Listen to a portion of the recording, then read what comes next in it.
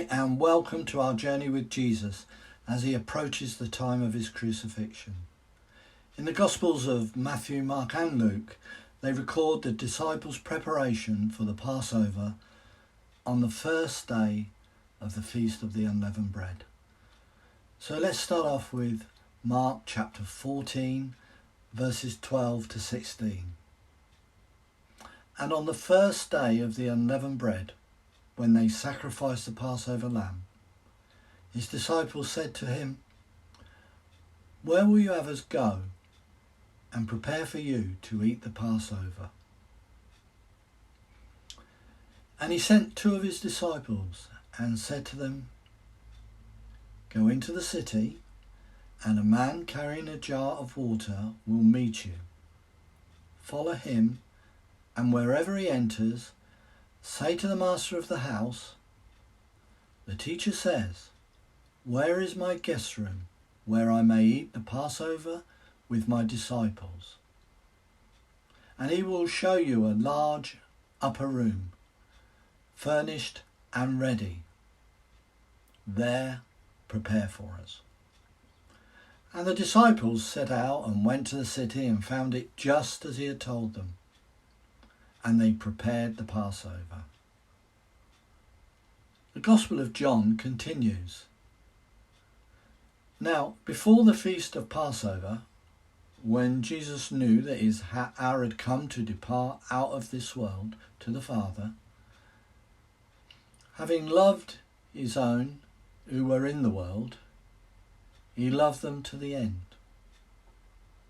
During the supper, when the devil had already put it into the heart of Judas Iscariot, Simon's son, to betray him, Jesus, knowing that the Father had given all things into his hands, and that he had come from God and was going back to God, rose from supper. He laid aside his outer garments and, taking a towel, tied it around his waist. Then he poured water into a basin and began to wash the disciples' feet and to wipe them with the towel that was wrapped around him. He came to Simon Peter, who said to him, "Lord, do you wash my feet?" Jesus answered him, "What I am doing you do not understand now, but afterwards you will understand." Peter said to him, "You shall never wash my feet." Jesus answered him, "If I do not wash you, you have no share with me." Simon Peter said to him, "Lord, not my feet only, but also my hands and my head."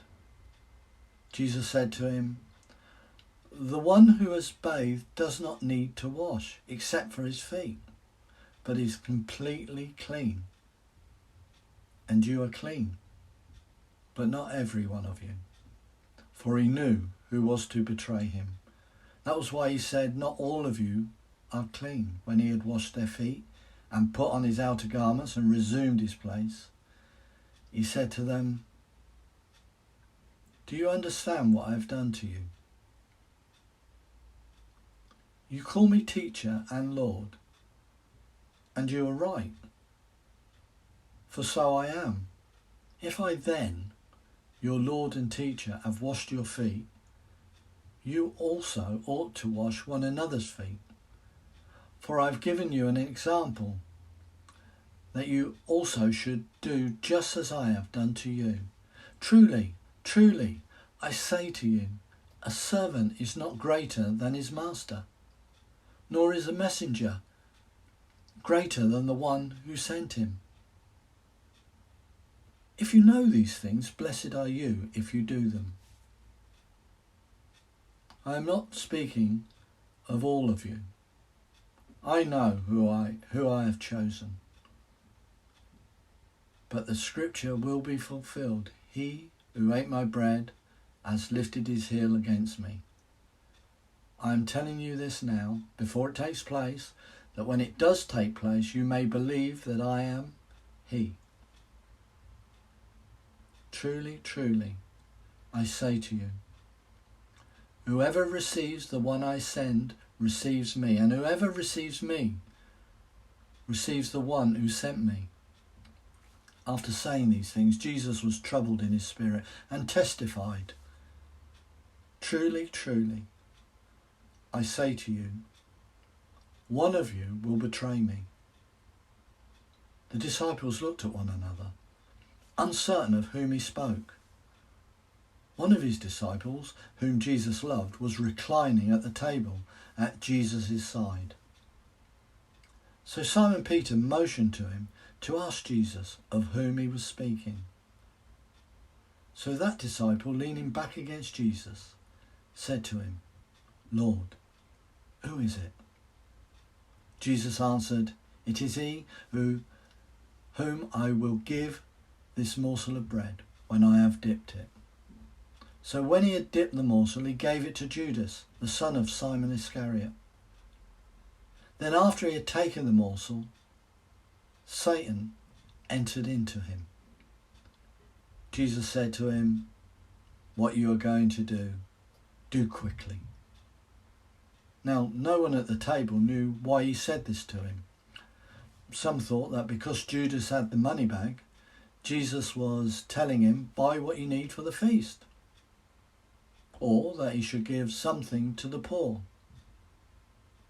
So after receiving the morsel of bread, he immediately went out, and it was night. When he had gone out, Jesus said, "Now is the Son of Man glorified, and God is glorified in him. If God is glorified in him, God will also glorify him in himself, and glorify him at once. Little children, yet a little while I am with you. You will seek me, and just as I said to the Jews, so now I also say to you, where I am going you cannot come. A new commandment I give you, that you love one another, just as I have loved you. You also are to love one another. By this, all people will know that you are my disciples, if you have love for one another." Now, as they were eating, Jesus took bread, and after blessing it, broke it, and gave it to the disciples, and said, "Take, eat. This is my body." And he took a cup, and when he had given thanks, he gave it to them, saying, "Drink of it all of you, for this is my blood of the covenant, which is poured out for many for the forgiveness of sins. I tell you, I will not drink again of this fruit of the vine until that day when I drink it new with you in my Father's kingdom." And when they had sung a hymn, they went out to the Mount of Olives. Then Jesus said to them, "You will all fall away because of me this night, for it is written, I will strike the shepherd, and the sheep of the flock will be scattered. But after I am raised up, I will go before you to Galilee." Peter answered him, "Though they all fall away, because of you I will never fall away." Jesus said to him, "Truly, I tell you, this very night, before the rooster crows, you will deny me 3 times. Peter said to him, "Even if I must die with you, I will not deny you." And all the disciples said the same. Then Jesus went with them to a place called Gethsemane, and he said to his disciples, "Sit here while I go over there and pray." And taking with him Peter and the 2 sons of Zebedee, he began to be sorrowful and troubled.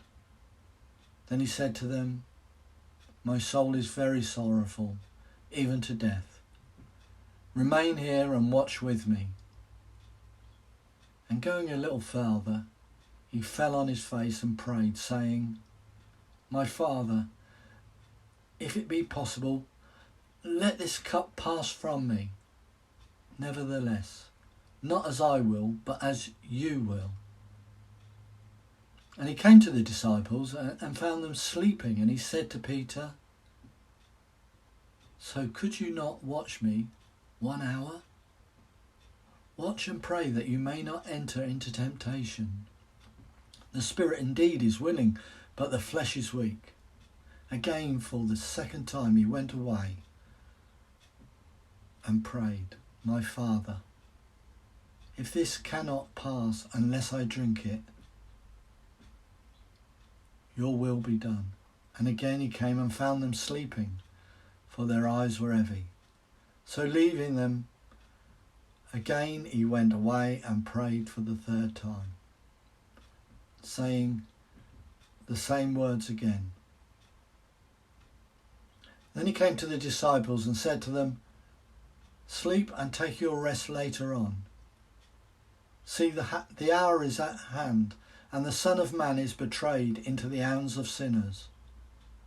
Rise, let us be going. See, my betrayer is at hand. Now, with all the excitement in Jerusalem at feast time, plus the ever-increasing tension caused by the religious leaders plotting to kill Jesus, the upper room where they took the Last Supper must have seemed to be a calm and tranquil place to spend their last meal together. Thank you for watching this video, and please join me next time for the betrayal of Jesus by one of the 12, Judas Iscariot. God bless to you, and I hope to see you soon. Goodbye.